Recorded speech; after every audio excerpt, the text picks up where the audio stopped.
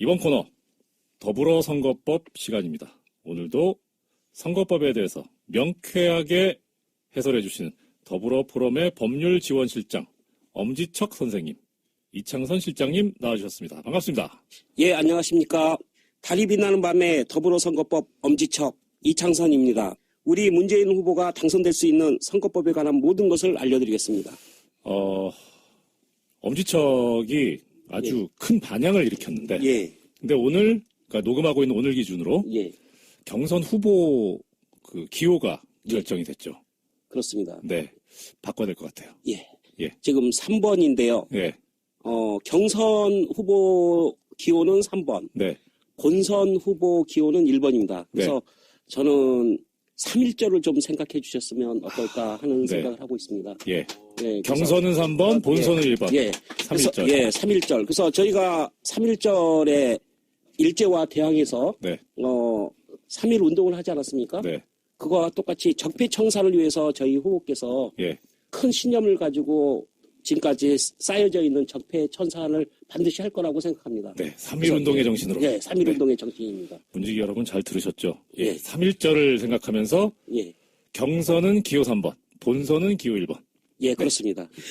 자, 그럼 오늘 또 3.1 운동의 정신으로 선거법에 대해서 말씀을 해주시겠습니다. 오늘은 어떤 이야기 해주시죠? 현재 그 문재인 대표님에 대해서 치매에 걸렸다 이런 허위 사실을 유포하는 사람들이 있는 것으로 알고 있습니다. 저도 봤어요. 사실 이런 부분들은 상당히 조심스러운 건데 아무리 저희 문재인 대표님께서 이건 대세이지 않습니까? 그러다 보니까 대세를 넘어서 진리죠. 그렇습니다. 그래서 그런 건지 좀 하지 말아야 할 말들을 지금 유포하고 있지 않는가 이런 생각이 듭니다. 그래서 오늘 그 부분에 대해서 좀 말씀드릴까 합니다. 그런 있지도 않은 사실을 가지고 이를 가지고 이렇게 음해를 하고 이런 것들이 선거법에 어디에 저촉되는지. 이건 공직선거법 제250조 허위사실 유포죄에 해당됩니다. 250조. 허위사실 유포 이게 저도 알고는 있는데 250조라는 거는 새삼스럽게 들었어요. 이게 250이라는 게 이 법률가한테 어떤 의미를 가지고 있냐면 형법의 살인죄가 250조에 있습니다. 형법의 살인죄에 준할 정도로 공직선거법에서는 허위사실 유포가 살인죄에 준합니다. 그렇죠. 그 정도 절대로 해서는 안 되는 거죠. 해서는 안 됩니다. 지난번에 SNS에서의 그 선거운동에 관해서 말씀해 주셨는데 그때도 전체적으로 폭넓게 다 허용이 되지만 해서는 안 되는 유일한 게 허위사실 공표하고 후보자 비방이다. 이런 얘기를 해주셨어요. 그렇습니다. 이 부분은 후보자 선택하는 데 있어서 판단을 흐리는 아주 악질적인 범죄라고 보여지기 때문에 공직선거법에서 상당히 규제를 강하게 하고 있습니다. 어떻게 규제를 하고 있습니까? 일단은 낙선 목적이기 때문에 최소 벌금이 500만 원입니다. 최하가 벌금이 500만 원입니다. 그래서 벌금 내는 것도 중요하지만 선거권, 피선거권이 벌금 500만 원 이상이기 때문에 무조건 5년, 최소 5년이 제한될 수가 있습니다. 아시다시피 벌금 100만 원 이상을 선고를 받게 되면 당선이 무효가 되고 이제 500만 원 하게 되면 5년 동안 선거권과 피선거권이 제한된다. 사실 100만 원 이상이면 5년 동안 이제 선거권, 피선거권이 제한되는데 최하 벌금형이 500이기 때문에 100만 원 이하로 받을 가능성이 전혀 없는 거가 되는 거죠. 이 법에 의하면은 판사가 재량으로 깎을 수 있는 게 절반이라서 500만 원을 절반으로 해봐야 250이기 때문에 무조건 100만 원 이상이다. 그러니까 그렇습니다. 건드리면 바로 간다. 그렇습니다. 근데 지금 바로 갈 그런 말들을 지금 유포하는 사람들이 있다 해서 더불어 포럼이나 아니면 지금 현재 저희 캠프 쪽에서 법률지원단 쪽에서 이 부분에 대해서는 지금 고발 조치한 걸로 알고 있습니다. 그 더불어 포럼의 법률팀에서 법조팀에서 검토한 결과 이게 허위사실 공표에 해당한다. 그래서 고발을 했는데 그 법률팀에 제가 속하고 있는 법무법인 동안도 있다. 거기 사무장이시죠. 이렇게 해서 잠깐 자랑을 한번 하고요. 자, 그러면 이 허위사실을 공표, 유포, 이 허위사실을 만들어내는 것도 처벌 대상이지만 퍼뜨리는 것도 처벌 대상이라는 거죠. 그렇습니다. 그래서 이게 허위라는 걸 알면서 계속 리트윗하거나 자기 그 홈페이지나 아니면 페이스북 이런데 게시하는 것 자체만으로도 같이 처벌될 수가 있거든요. 네. 그래서 이 부분은 좀 조심해야 되는 부분들인데도 네. 불구하고 저희 문 후보님이 당선되는 거에 대해서 달갑지 않게 생각하는 사람들, 네. 반대편 쪽에서는 이런 부분들에 대해서 계속 확대 재생산하는 부분에 대해서 네. 상당히 유감스럽게 생각하고 있습니다. 예. 그렇게 우리 그 문 대표님에 대해서 허위 사실을 퍼뜨리는 사람들도 당연히 처벌을 강하게 받아야 되지만 예. 마찬가지로 우리 문지기님들께서도 뭐 원래 기본적으로 우리는 공정하고 투명하고 예. 페어하게 하니까 다른 후보에 대해서 뭐 비방하거나 뭐 허위사실 유포하지는 않는데 예. 기본적으로 그런 자세를 가지고 있지만 그래도 우리도 조심을 하긴 해야 된다. 예, 그렇습니다. 네. 사실 상대에 대해서 비판하는 것 네. 이거는 선거에서는 중요한 기능이거든요. 근데 네. 비판과 비방 또는 허위사실 유포 이게 경계가 네. 모호해지다 보니까 예. 비평이 좀 지나쳐서 비방으로 갈 수도 있거든요. 네. 그래서 저희 문지기 분들께서도 좀 이 부분에 대해서는 좀 조심하셔야 될 거라고 생각이 듭니다. 네. 기본적으로 사실인 거를 놓고 진실인 걸 놓고 평론을 하는 거는 상관이 없는데 조금 전에 이제 뭐 예를 들어 주신 것처럼 우리 문 대표님께서 전혀 그런 바가 없는데 뭐 치매에 걸렸다느니 뭐 이런 허위고 날조된 사실을 가지고 얘기한 건 당연히 처벌 대상이 된다는 거죠. 예. 제가 굉장히 우려스러운 게 어떤 점이냐면 모 정당의 대변인께서 성명서를 발표했는데 치매라는 게 굉장히 가족까지도 힘들게 하는 것이다 라고 언급하시면서 중간에 뭐라고 하냐면 아무리 지나친 면이 있다고 해도 웃자고 한 말에 죽자고 덤비는 것은 너무 지나친 대응이다. 저희 고발한 거에 대해서 수사 의뢰하는 거, 법적 조치하는 거에 대해서 이렇게 성명서를 낸 부분에 대해서는 상당히 유감스럽게 생각합니다. 유감을 넘어서 제가 해주고 싶은 말은 그거예요. 지금 뭐 웃자고 얘기한 건데 왜 죽자고 덤벼드냐. 그 얘기 법정 가서 해봐라 어떻게 되나. 개전의 정이 없어요 이거는. 엄한 처벌을 받게 될 거다. 정상적인 사고방식을 뛰어넘어서 저는 문 대표님께서 다른 분들보다 더 탁월한 식견을 가지고 있고 그 어떤 분들보다 다른 타 후보에 비해서도 저희가 어떤 판단하는 것들이나 의지나 이런 것들이 다른 후보자들보다 더 뛰어나다고 생각하는데 군인들이 이런 식의 어떤 치매에 걸렸다 이런 식으로 비하를 하고 비방을 함으로 해서 저희 후보를 깎아내리는 부분에 대해서는 저희가 용납할 수 없는 부분이다. 특히나 본인들도 인정하듯이 치매라는 게 상당히 사회적으로 지금 문제가 되고 있고 또 주변 분들이 고생하는 부분인데 그 치매를 들어서 비방하고 허위사실을 유포한다는 거 이 자체가 용납할 수 없는 부분인데 또 성명서에 이런 식으로 한다는 것 자체가 정말 그 정당이 치매 걸린 거 아닌가 저는 그렇게 생각합니다. 그러게 말입니다. 자, 우리 문지기님들께서 하나 이 자리를 빌어서 당부드리고 싶은 거는 그런 허위사실로 우리 문 대표님을 공격을 할 때 대응하지 마시고 그냥 신고를 하시라.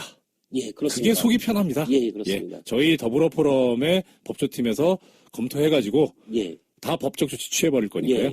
그냥 괜히 속상해하지 마시고 괜히 싸우지 마시고 바로바로 연락을 주시면 신고를 해주시면 저희가 바로 대응을 하도록 하겠습니다. 저희 지금 법률지원단에서도 이번 선거에서 저희 문 대표님께서 상당히 앞서 나가고 거의 대통령 당선될 거라는 그런 분위기이기 때문에 상대 쪽에서 경선이 문제가 아니라 본선에서도 SNS를 통해서 이런 허위사실 유포나 비방이 상당히 난무하지 않을까 이런 걱정 많이 하고 있고요.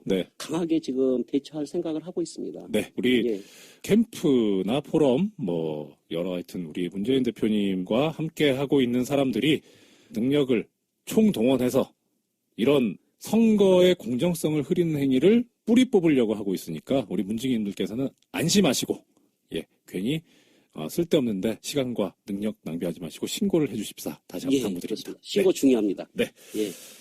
오늘 허위사실 공표에 관한 선거법 문제에 관해서 이창선 실장님으로부터 말씀 들었습니다. 우리 문지기님들한테 인사해 주시고 마무리하시죠.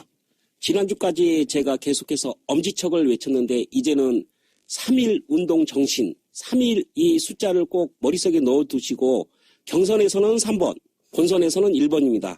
3.1 운동의 정신을 이어가자. 이걸 외치면서 물러가겠습니다. 다음 주에 뵙겠습니다. 감사합니다.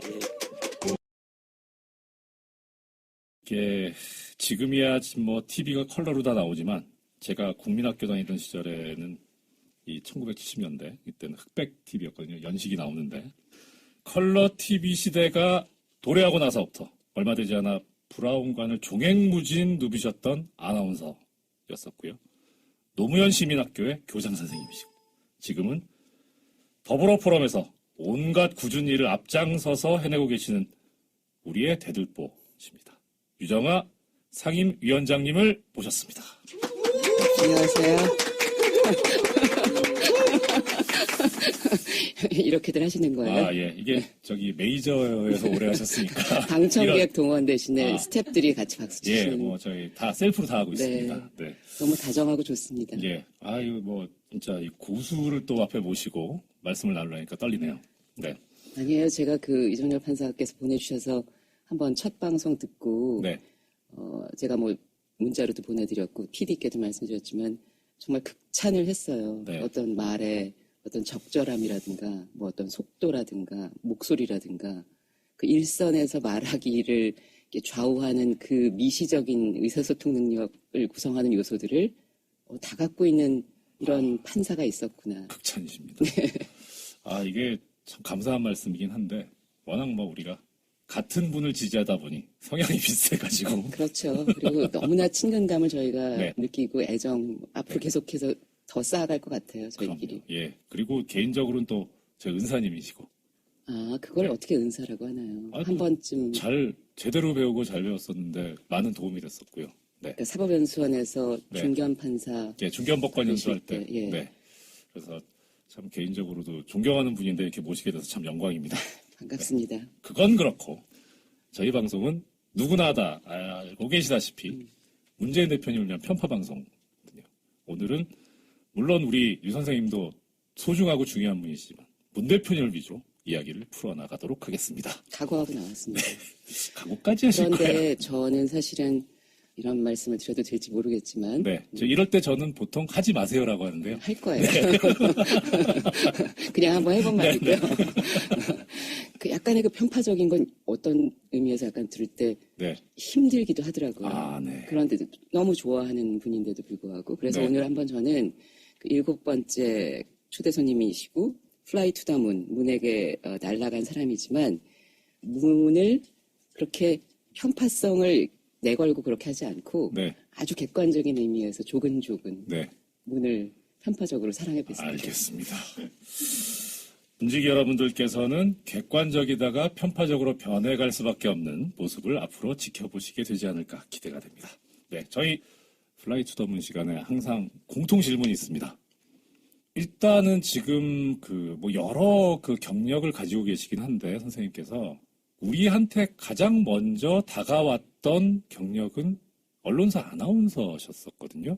그러니까 어떻게 보면 정치나 이런 정치인하고는 상당히 거리가 있어야 되는 그런 직업이셨는데 어떻게 해서 정치 쪽에 정치인한테 관심을 가지게 되셨는지 여쭤보고 싶습니다. 나라가 이렇게 돼서는 안 된다는 생각이 일단 있었고요. 이게 나라냐? 네, 뭐 지금에 비하면 정말 그때가 훨씬 더 나았던 것도 있지만 제가 하고 있었던 그 당시 2012년이라 그럴 때는 KBS 1FM, 클래식 FM이라고 그래서 그 채널은 다 아시겠지만 날씨를 제외하고는 세상의 모든 일과 무관해야 하는 그런 거거든요. 날씨에 대한 얘기 말고는 세상에서 무슨 일이 일어났다 할지라도 그 음악을 듣는 시간만큼은 뭔가 서로 어떤 약간의 진공의 어떤 위안을 받는 공간, 그런 시간, 뭐 그런 것들을 표방하고 있었기 때문에 그러나 답답했어요. 그래서 그 경선 때 거기에서 대변인으로 와 줄 수 있겠냐는 제안을 받았을 때는 제가 그때가 큰아이가 고3이어서 고3 엄마가 그걸 하긴 참 어렵다. 그렇게 얘기를 해서 고사를 했고요. 그런데 10월 달쯤에 이제 경선이 끝나고 9월 그때쯤에 아예 그 대선 본선으로 들어갈 때는 고3이고 자시고 나도 뭐라도 해야겠다. 지금 말씀하신 게 2012년. 네, 2012년. 저번 대선 때. 네, 지난 대선 때. 그래서 시민캠프 대변인으로 합류를 해서 하게 됐고요. 그러고 나서는 뭐 하던 방송은 당연히 잘리게 되었고 대선을 저희가 끝나고 피눈물을 흘린 다음에 그 이후에 방송을 하지는 못하고 있어서 이제는 제가 더 이상 방송인이라는 말은 안 어울리는 것 같습니다. 아니 뭐 제가 판사라는 얘기 듣는 거랑 비슷하지 않습니까? 아, 농담이고요. 그러니까 지금 제 2012년 보여야 될 텐데. 2012년 대선 때 처음 이제 정치나 네. 정치인에 관심을 가지시게 되는데 그때 이 나라의 어떤 상황을 보고 생각이 드셨다. 네. 그럼 좋은데 뭐 지금 얼핏 이제 말씀 주셨지만 그때 이제 시민 캠프 대변인 일을 하셨는데 그 시민 캠프가 다른 캠프가 아니고 문재인 대표님 캠프였잖아요. 왜 문재인 대표였습니까? 그리고 또 그때는 그때고 지금은 그때는 이제 아까 말씀하신 시기가 어느 정도 그 대통령 후보로 확정되고 난 때니까 사실 야권 단일 후보셨으니까 이해를 하려면 하겠는데 지금은 또 여러 후보들이 계시는데 왜 문재인 대표신지. 사람이 쉽게 그렇게 변하나요?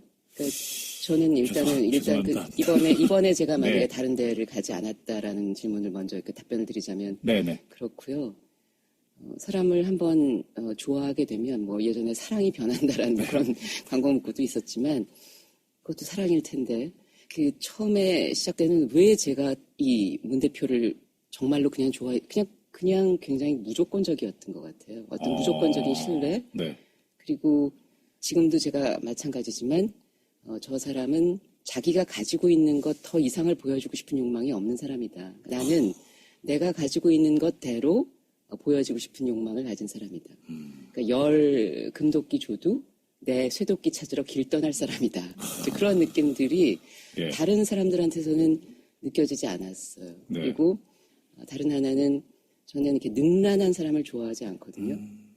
그 능란하다는 건 곧 내려간다는 얘기인 거고 그다음에 어떤 능란함의 경지에 이르려고 계속 애를 쓰는 것이 이렇게 아름다워 보이지 않는데 있는 그대로. 예, 네. 있는 그대로이자 네. 그다음에 거기를 이렇게 뭐 어떤 단계까지는 올라야 되겠지만 그러니까 산 아주 꼭대기보다는 그 산 꼭대기가 약간 아스라이 보였다 가까이 보였다 하는 산 모퉁이나 뭐 산 등성이 어디쯤에 있는 네. 그렇기 때문에 뭔가 여지가 있어 보이는 문 대표님한테는 저는 네. 언제나 그런 걸 느껴요. 아주 멀리 계시는 것도 아니고 그렇다고 너무 옆도 아니고 네. 아슬한 모습이 보이는 여지가 있는. 예. 상당히 문학적인 표현을. 예, 지금 말씀하셨지만 참 여러 말씀 중에서도 그러니까 일단 무조건적으로 좋아하게 됐다. 그 말씀이 오히려 우리 지금 이 방송을 듣고 계시는 문중님들한테 더 와닿지 않나 싶어요. 예, 그러니까 사람이 사람을 좋아하는데 네. 특별한 이유가 있지 않잖아요. 네, 다시 한번 가슴에 새겨봅니다. 자, 일단 그럼 먼저 문 대표님 말씀 좀 들었으니까 선생님 말씀 잠깐 좀 여쭤볼게요. 아까 말씀드렸다시피 사실 이 2012년 대선 때 쪽에 참여를 하시면서 그 이후에, 그러니까 그 이전에 선생님의 경력을 잘 모르는 분들은 잘 모르실 수 있는데 유정환 선생님께서 예전에 KBS 9시 뉴스도 하셨고 열린음악회도 하셨고 상당히 영향력 있고 정말 그야말로 간판 프로그램들을 많이 하셨어요. 그런데 그 이후에 또 보시면 2014년에는 연극 그와 그녀의 목요일도 출연하셨고 작년에는 영화 시간이탈자 또 출연하셨고 또 처음에 제가 말씀드렸지만 말하기에 관해서 강연도 많이 하셨고 심지어 제가 판사이던 시절에 판사들을 상대로 강의를 하실 정도로 참 다재다능하신데 게다가 지금은 더불어 포럼에서 상임위원장을 또 맡고 계시고요. 이 능력의 원천이라 그럴까? 지금 듣다 보니까 굉장히 잡다하게 살고 있는 것 같아요. 이게 보통 여러 개를 하신다는 거는 특출나게 잘하는 게 없다는 얘기일 수 있는데 보면 근데 또 그게 아니에요. 다 진짜 그야말로 간판이고 잘하시고 중요한 것만 하셨거든요. 지금 일단은 네. 그 문 대표님이 되시는 날까지는 네. 저희가 정말 뭐든 하는 거잖아요. 지금 달이 빛나는 네. 밤에도 마찬가지고 이정열 판사도 마찬가지고 네. 저도 뭐 더불어 포럼이든 뭐 저희가 무슨 지금 뭐 토론본부든 뭐 여성본부든 자원봉사단이든 뭐든지 뭔가 이렇게 주어졌을 땐 뭐라도 할 수 있는 여력이 있을 때 하는 거고요. 네. 저는 앞으로는 여배우로 살고 싶어요. 문 대표님께서 3가지 소원을 얘기해 보시라 그랬더니 마지막 소원이 자유라고 그러셨었거든요. 문 대표님이. 예. 앞에 2개는 잘 기억이 안 나고 정권교체 적폐청산인가 하여튼 잘 기억은 안 나는데 하여튼 마지막이 자유였어요. 저도 그 말씀이 되게 기억이 나는데 여배우로 사시고 싶다. 네, 저는 올해 1월에 그러니까 더불어포럼 상임운영위원장을 맡고 있으면서 네. 잠깐 한 달 동안 부위원장한테 위임을 하고 네. 한 달가량 영화 촬영을 했어요. 그러니까 시간 이탈자 같은 거는 카메오 출연이고요. 이거는 그야말로 첫 주연이 되는 거죠.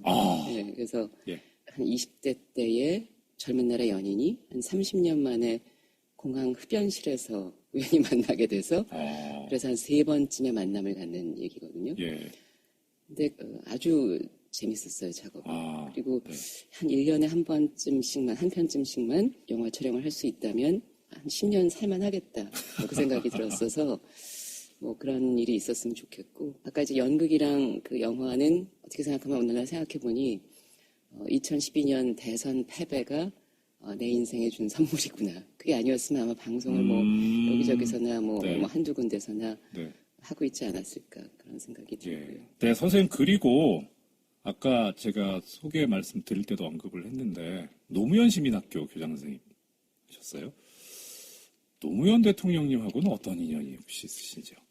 2000년대 초반, 그러니까 2000년이거나 2001년쯤에 어디선가 이렇게 뵌 적은 있어요. 네네. 그런데 아마 그 노 대통령께서 저를 기억하시진 아마 못할 거예요. 그러니까 돌아가시고 난 다음에 저도 그렇게 어떤 인생에서 교장이라는 직함을 갖게 될 줄 몰랐는데 노무현 시민학교, 노무현 재단 측에서 연락이 와서 시민학교 교장, 그러니까 어떻게 생각하면 문화 예술 전반으로 교육을 조금 넓혀가고 싶다 그래서 여배우인 저를. 자, 저기 기왕 선생님 얘기가 나왔으니까 선생님 저서가 있습니다. 당신의 말이 당신을 말한다. 부제가 말의 벽과 문. 거기도 문이 나오죠. 네. 뗄래야 뗄 수 없는. 그러니까요. 네. 말의 벽을 깨고 말의 문을 여는 남자. 원래 이 문재인 대표님을 생각하고 쓰신 책은 아니었을 것 같은데. 도어긴 해요, 도어. 네, 그렇죠. 그런데 이 말하기나 이런 그 발성이나 발음이나 이런 측면에서는 정말 거의 뭐 조금 전에 제가 포멀하다는 말씀드렸는데 정말 텍스트북 같다는 느낌이 들거든요. 근데 제가 이제 여쭤보고 싶은 말씀은 이런 말하기나 이런 거에 관련해서 사실 우리 문재인 대표님께서 근거 없는 음해에 많이 시달리고 계시잖아요. 아까 이제 처음에 나는 오늘 편파적으로 하지 않고 객관적으로 하겠다라고 말씀하셨으니까 객관적으로 보시기에 문재인 대표님 말하기는 어떻습니까? 그러니까 그 아마 본인도 굉장히 피곤하게 많이 들으셨을 거예요. 뭐 이렇게 해달라 저렇게 해달라 이건 고쳐라. 그러니까 저는 지난번에도 사실은 일종의 그런 스피치 선생까지의 역할을 가지고 들어왔지만 그 토론장이나 그런 데서 정말 사람들이 와서 뭐 이렇게 하십시다 저렇게 하십시다. 저는 아무 얘기 안 했고 잘하셨다. 그렇게 하고 들어갔어요. 그 전에 잘하셨으니까 오늘 더 잘하시고. 그러니까 그게 어떤 그 조언이나 그런 것들이 귀에 들어오는 순간이 있고 그게 너무나 뭔가 많을 때는 그걸 닫고 있는 경우에는 사람에겐 가장 좋은 조언은 저는 그거라고 생각했고요. 오늘도 TV 토론 오늘 첫 공중파 그 민주당의 경선 후보들 토론 있다가 왔는데 오늘도 뭐 저는 그냥 옆에서 고요하게 있다가 왔어요. 사람이 말이라는 게 사람마다 어떤 사람은 유창미가 있고 어떤 사람은 성실미가 있고 간결미도 있을 수 있고 투박미도 있고 투박도 미고? 그럼요. 투박도 미고 순고미도 있고 그다음에 저는 어눌미도 있다고 생각해요. 그러니까 아까 제가 얘기한 거랑 약간 비슷할 수도 있는데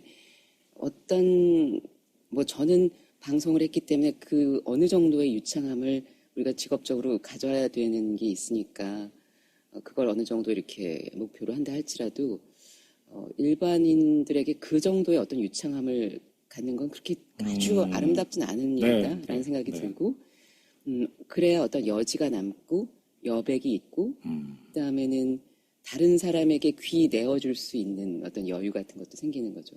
지금 말을 제가 좀 섞었는데 아까 제가 그 이정열 판사님을 칭찬드리면서 그 의사소통 능력을 구성하는 일선의 요소들이 참 좋다. 아니면 이제 그 내용들도 무척 좋지만 그 일선의 요소들은 그 미시적인 요소들이라고 하는 거고요.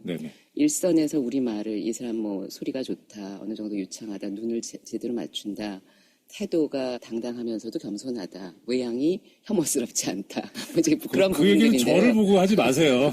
그런 부분들인데 그걸로만 의사소통 능력을 구성하는 게 아니거든요. 그러니까 그 저 안쪽에서 저 멀리에서 우리의 의사소통 능력을 이렇게 좌우하는 거에는 그런 걸 이제 거시적인 요소들이라고 하는데, 네. 뭐 창조성, 네. 적응력, 인지 복잡성, 감정이입 뭐 그런 것들이에요. 근데 그 중에서 뭐 다른 것들을 떠나서 교장 선생님 나오세요.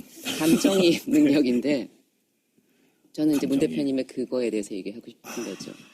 감정이입 능력은 공감이라고도 하고 그 엠파스라고 하잖아요. 네네네. 근데 이게 타인의 관점에서 세상을 해석할 수 있는 태도, 능력 그렇게 말하고 공감 능력. 예. 근데 그걸 세 가지 층위로 나눠보면 첫 번째는 타인의 관점에서 세상을 볼 줄 안다. 두 번째는 타인의 감정을 헤아린다. 그다음에 세 번째는 타인의 행복에 진정한 관심을 갖는다. 쉽지 않아요. 저도 가끔 이렇게 이런 요소들에 대해서 얘기하면서 저 자신을 돌아보는 거죠. 내가 이걸 뭐 가르칠 만한 아니 순간순간 사람이 그게 쉽지 않아요. 그런데 이제 문 대표님하고 이렇게 같이 무슨 저희가 여러 가지 뭐 타운홀 미팅이라도 하고 뭐 어떤 거 할 때 문 대표님의 가장 강점은 소통 상황에서의 강점은 그 감정이입 능력인 거죠. 그래서 이 사람이 어떤 상황에 처해 있는지 뭐 이 좌중에 누구 혹시 약간 외톨이가 돼 있는 사람은 없는지 뭐 그런 거에서 말을 걸기도 하시고 그런 의미에서 사실은 이 뭐 여기에 침이 고인다 뭐 더 유창해야 그런 말은 저는 어불성설이라고 생각해요. 그러니까 그 사람이 가진 내면이 언어를 통해서 나오면 되는 건데 저는 그것이 아주 문 대표님답게 잘 나오고 있다고 생각해서 전혀 듣는데 불편함이 없습니다. 그러니까 뭐 말 빨리 하고 또박또박하고 이런 사람 보고 말 잘한다고 한 것보다 정말 말씀하신 대로 공감하고 그 사람의 입장에 서서 그게 진짜 말 잘하는 거다. 말은 잘하지 뭐 말만 잘하지가 아닌 거죠. 입만 살았지군요. 그렇죠. 그게 아니라 말을 제대로 한다는 건 저는 그런 거라고 생각해요. 이게 문 대표님에 대해서 얘기하다가 또 오늘 가르침을 받네요. 저는. 객관적이죠. 지금. 잘 모르겠습니다. 저희가 보기에는 충분히 객관적이신데 그러니까요. 우리 문지기님들께서 어떻게 들으실지 그게 좀 걱정이 됩니다. 네, 뭐 좀 더 편파적이셔도 될 것 같은데 더 이상 편파적일 수도 없지 않나 싶은 생각도 들고요. 자, 그리고 예전에 이런 말씀하신 적 있어요. 친노란 더 좋은 세상을 만들기 위해서 애쓰는 사람들이다. 그 말씀 보고 듣고 맞다. 나도 친노가 되고 싶다라는 생각을 했었거든요. 그 말씀에 관해서 그러니까 선생님께서 생각하시는 친노, 친문 이상한 사람들이 뭐 패권주의니 있다는 소리 쓰는데 그런 거 말고 정말 친노, 친문이란 뭐냐? 그 뒤에 패권주의란 말이 붙는 게 너무 신경질이 나서 제가 한 말인데요. 예. 노무현 시민학교 교장을 처음 갔을 때 당신은 친노가 아닌데 어떻게 이 노무현 시민학교 교장을 맡느냐라는 어떤 질문에 제가 정확한 단어는 인간의 존엄이라는 단어를 썼던 것 같아요. 기억하기로는.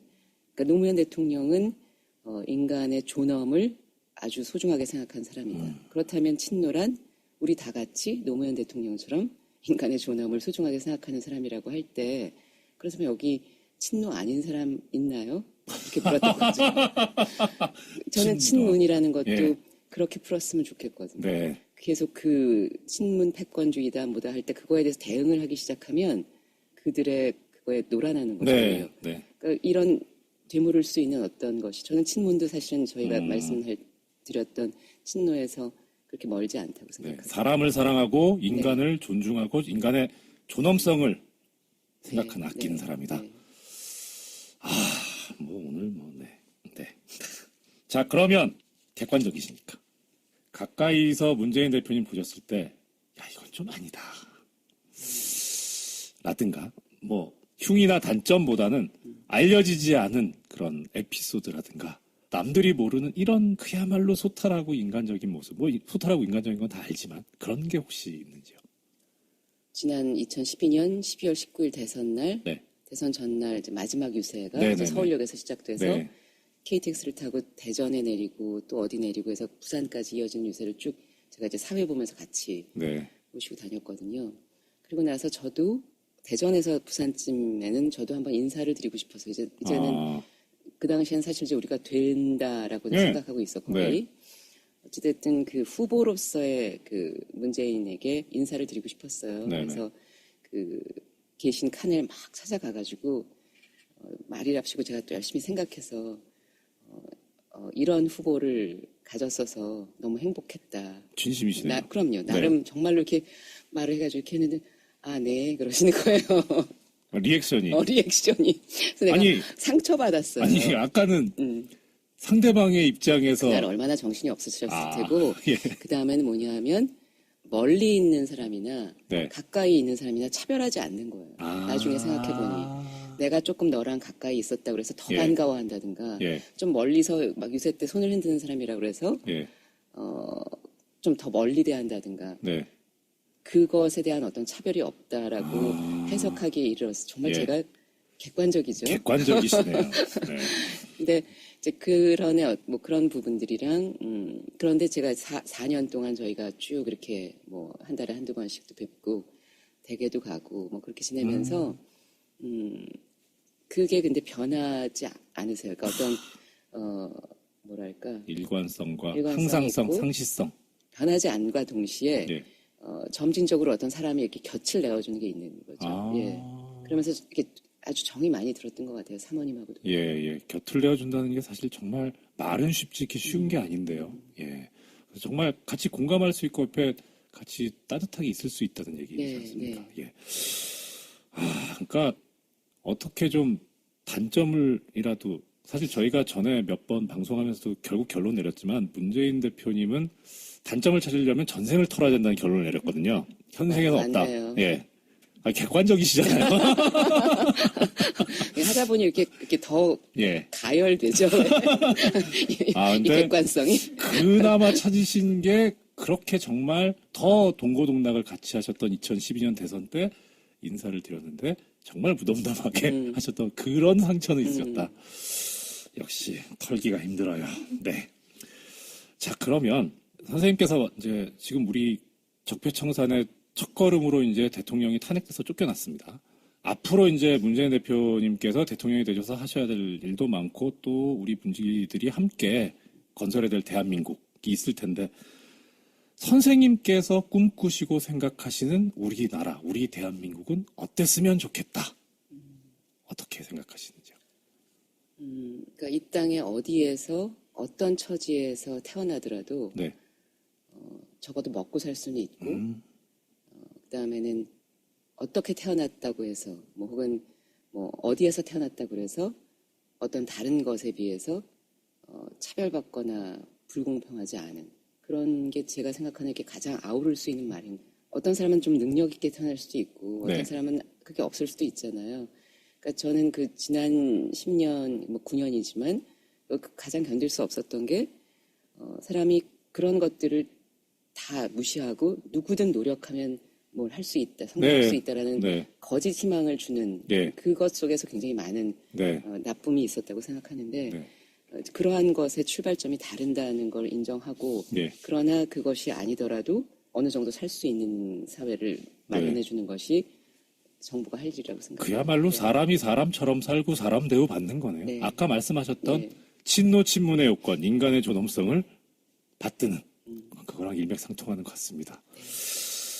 자, 사실 이런 얘기하기가 사실 좀 껄끄럽기는 한데 제가 선생님 없고 저 은사님이시기도 하지만 사실 유정한 선생님께서 이렇게 연배가 많으신 건 아닌데 그런데 아까 그 처음에 소개할 때 흑백 텔레비전의 시대가 끝나고 칼라 TV 시대가 왔을 때라고 해서 사실이니까. 근데 그 이후에 10여 년 흐른 다음에 한 거를 마치 그 바로 직후에 한 것 같이 말하니까 제가 다 더 올라가 있는 좀 느껴서 제가 지적드려요. 이럴 때 애들은 낚았다라는 표현을 씁니다. 낚았다? 네. 이거 모르시죠? 제가 낚은 거예요? 낚였죠. 네. 제가 지금 이걸로? 괜찮아요. 괜찮아요. 객관적으로 아니, 왜냐면 하신다고 저도 해서? 마찬가지예요. 있는 그대로 보여지길 원해요. 뭐 그거보다 아래로 보이고 싶지 않아요. 그렇습니다.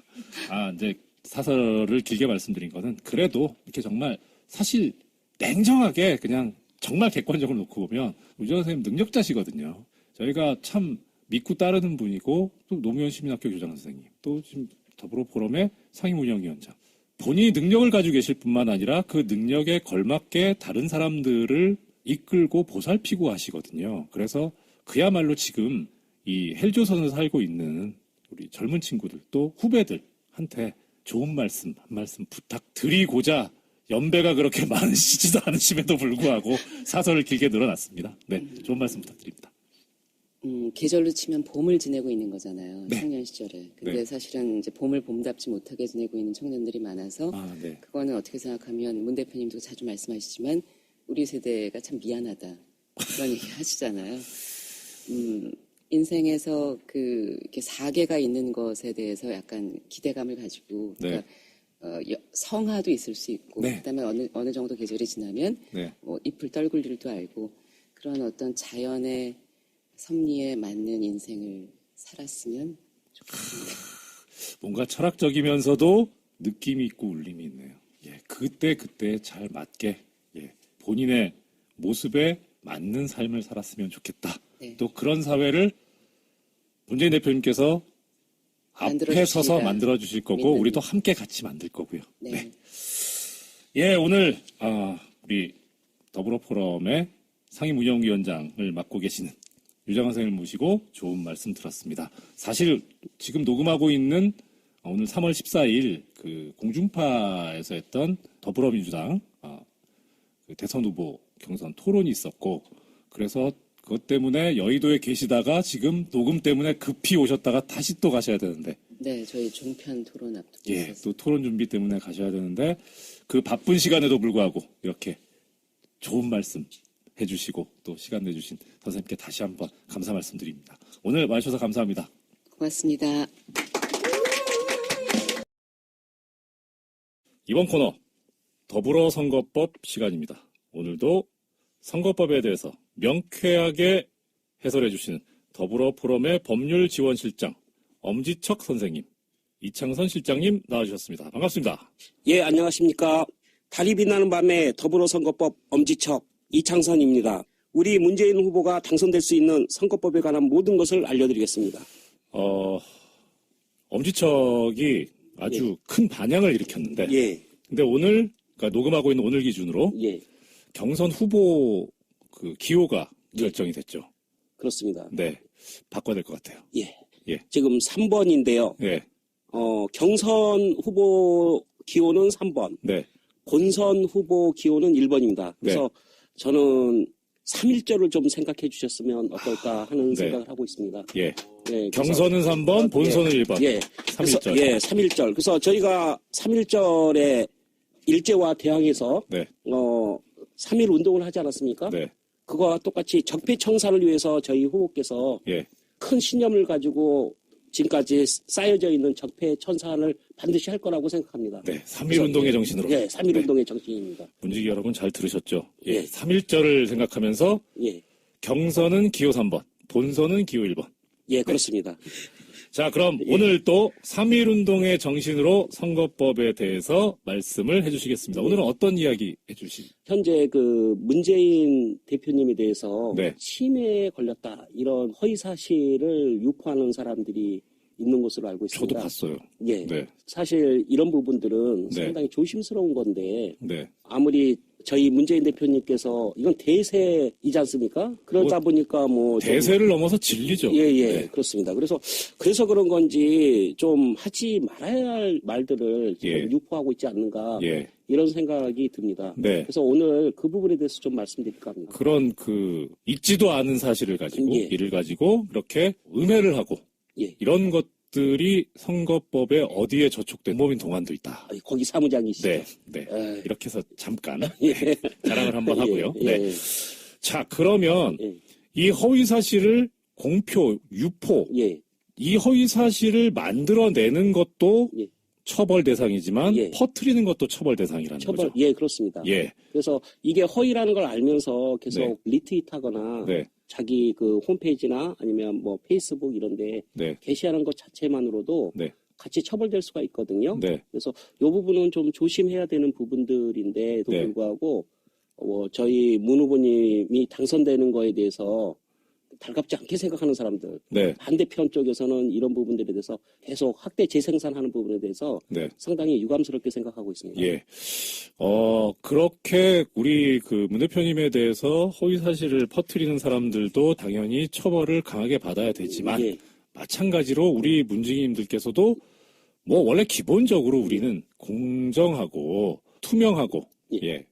페어하게 하니까 다른 후보에 대해서 뭐 비방하거나 뭐 허위사실 유포하지는 않는데 예. 기본적으로 그런 자세를 가지고 있지만 그래도 우리도 조심을 하긴 해야 된다. 예, 그렇습니다. 네. 사실 상대에 대해서 비판하는 것 네. 이거는 선거에서는 중요한 기능이거든요. 근데 네. 비판과 비방 또는 허위사실 유포 이게 경계가 모호해지다 보니까 비평이 좀 지나쳐서 비방으로 갈 수도 있거든요. 그래서 저희 문지기 분들께서도 좀 이 부분에 대해서는 좀 조심하셔야 될 거라고 생각이 듭니다. 네. 기본적으로 사실인 거를 놓고 진실인 걸 놓고 평론을 하는 거는 상관이 없는데 조금 전에 이제 뭐 예를 들어 주신 것처럼 우리 문 대표님께서 전혀 그런 바가 없는데 뭐 치매에 걸렸다느니 뭐 이런 허위고 날조된 사실을 가지고 얘기한 건 당연히 처벌 대상이 된다는 거죠. 예, 제가 굉장히 우려스러운 게 어떤 점이냐면 모 정당의 대변인께서 성명서를 발표했는데 치매라는 게 굉장히 가족까지도 힘들게 하는 것이다 라고 언급하시면서 중간에 뭐라고 하냐면 아무리 지나친 면이 있다고 해도 웃자고 한 말에 죽자고 덤비는 것은 너무 지나친 대응이다. 저희 고발한 거에 대해서 수사 의뢰하는 거, 법적 조치하는 거에 대해서 이렇게 성명서를 낸 부분에 대해서는 상당히 유감스럽게 생각합니다. 유감을 넘어서 제가 해주고 싶은 말은 그거예요. 지금 뭐 웃자고 얘기한 건데 왜 죽자고 덤벼드냐. 그 얘기 법정 가서 해봐라 어떻게 되나. 개전의 정이 없어요 이거는. 엄한 처벌을 받게 될 거다.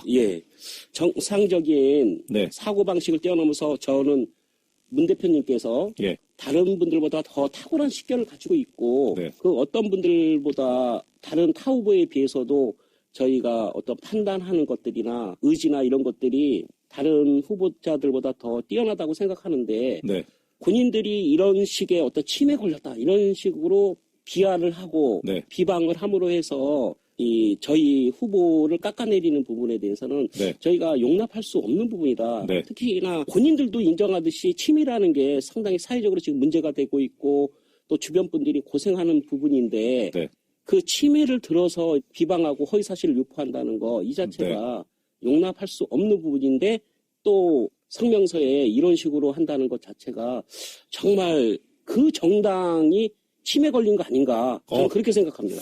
그러게 말입니다. 자, 우리 문지기님들께서 하나 이 자리를 빌어서 당부드리고 싶은 거는 그런 허위사실로 우리 문 대표님을 공격을 할 때 대응하지 마시고 그냥 신고를 하시라. 그렇습니다. 그게 속이 편합니다. 그렇습니다. 저희 더불어 포럼의 법조팀에서 검토해가지고 다 법적 조치 취해버릴 거니까요. 그냥 괜히 속상해하지 마시고 괜히 싸우지 마시고 바로바로 연락을 주시면 신고를 해주시면 저희가 바로 대응을 하도록 하겠습니다. 저희 지금 법률지원단에서도 이번 선거에서 저희 문 대표님께서 상당히 앞서 나가고 거의 대통령 당선될 거라는 그런 분위기이기 때문에 상대 쪽에서 경선이 문제가 아니라 본선에서도 SNS를 통해서 이런 허위사실 유포나 비방이 상당히 난무하지 않을까 이런 걱정 많이 하고 있고요. 강하게 지금 대처할 생각을 하고 있습니다. 우리 캠프나 포럼 뭐 여러 하여튼 우리 문재인 대표님과 함께 하고 있는 사람들이 능력을 총동원해서 이런 선거의 공정성을 흐리는 행위를 뿌리 뽑으려고 하고 있으니까 우리 문지기님들께서는 안심하시고 괜히 쓸데없는데 시간과 능력 낭비하지 마시고 신고를 해주십사. 다시 한번 당부드립니다. 신고 중요합니다. 오늘 허위사실 공표에 관한 선거법 문제에 관해서 이창선 실장님으로부터 말씀 들었습니다. 우리 문지기님들한테 인사해 주시고 마무리하시죠. 지난주까지 제가 계속해서 엄지척을 외쳤는데 이제는 3.1 운동 정신, 3.1 이 숫자를 꼭 머릿속에 넣어두시고 경선에서는 3번, 본선에서는 1번입니다. 3.1 운동의 정신을 이어가자. 이걸 외치면서 물러가겠습니다. 다음 주에 뵙겠습니다. 감사합니다. 지금이야 뭐 TV가 컬러로 다 나오지만 제가 국민학교 다니던 시절에는 이 1970년대 이때는 흑백 TV였거든요. 연식이 나오는데 컬러 TV 시대가 도래하고 나서부터 얼마 되지 않아 브라운관을 종횡무진 누비셨던 아나운서였었고요. 노무현 시민학교의 교장 선생님이시고 지금은 더불어 포럼에서 온갖 굳은 일을 앞장서서 해내고 계시는 우리의 대들보십니다. 유정아 상임위원장님을 모셨습니다. 안녕하세요. 이렇게들 하시는 거예요? 아, 예. 이게 저기 메이저에서 오래 하셨으니까. 방청객 동원 대신에 스태프들이 같이 박수 치시는. 예, 뭐 저희 다 셀프로 다 하고 있습니다. 네. 너무 다정하고 좋습니다. 예. 아유, 뭐 진짜 이 고수를 또 앞에 모시고 말씀을 나누려니까 떨리네요. 네. 아니에요. 제가 그 이정렬 판사께서 보내주셔서 한번 첫 방송 듣고 네. 제가 뭐 문자로도 보내드렸고 PD께도 말씀드렸지만 정말 극찬을 했어요. 네. 어떤 말에 어떤 적절함이라든가 뭐 어떤 속도라든가 목소리라든가 그 일선에서 말하기를 좌우하는 그 미시적인 의사소통 능력을 구성하는 요소들을 든지. 이건 공직선거법 제250조 허위사실 유포죄에 해당됩니다. 아, 250조. 예. 허위사실 유포 이게 저도 알고는 있는데 250조라는 거는 새삼스럽게 들었어요. 예. 아, 이게 250이라는 게 이 법률가한테 어떤 의미를 가지고 있냐면 형법의 살인죄가 250조에 있습니다. 형법의 살인죄에 준할 정도로 공직선거법에서는 허위사실 유포가 살인죄에 준합니다. 그렇죠. 그 정도 절대로 해서는 안 되는 거죠. 해서는 안 됩니다. 예. 지난번에 SNS에서의 그 선거운동에 관해서 말씀해 주셨는데 그때도 전체적으로 폭넓게 다 허용이 되지만 해서는 안 되는 유일한 게 허위사실 공표하고 후보자 비방이다. 이런 얘기를 해주셨어요. 예, 그렇습니다. 이 부분은 후보자 선택하는 데 있어서 판단을 흐리는 아주 악질적인 범죄라고 보여지기 때문에 공직선거법에서 상당히 규제를 강하게 하고 있습니다. 예, 어떻게 규제를 하고 있습니까? 일단은 낙선 목적이기 때문에 최소 벌금이 500만 원입니다. 최하가 벌금이 500만 원입니다. 그래서 뭐 벌금 내는 것도 중요하지만 선거권, 피선거권이 벌금 500만 원 이상이기 때문에 무조건 5년, 최소 5년이 제한될 수가 있습니다. 그 아시다시피 벌금 100만 원 이상을 선고를 받게 되면 당선이 무효가 되고 이제 500만 원 하게 되면 5년 동안 선거권과 피선거권이 제한된다. 아니, 사실 100만 원 이상이면 5년 동안 이제 선거권, 피선거권이 제한되는데 최하 벌금형이 500이기 때문에 100만 원 이하로 받을 가능성이 전혀 없는 거가 되는 거죠. 이 법에 의하면은 판사가 재량으로 깎을 수 있는 게 절반이라서 500만 원을 절반으로 해봐야 250이기 때문에 무조건 100만 원 이상이다. 그러니까 그렇습니다. 건드리면 바로 간다. 예, 그렇습니다. 근데 지금 바로 갈 그런 말들을 지금 유포하는 사람들이 있다 해서 더불어 포럼이나 아니면 지금 현재 저희 캠프 쪽에서 법률지원단 쪽에서 이 부분에 대해서는 지금 고발 조치한 걸로 알고 있습니다. 그 더불어 포럼의 법률팀에서 법조팀에서 검토한 결과 이게 허위사실 공표에 해당한다. 그래서 고발을 했는데 그 법률팀에 제가 속하고 있는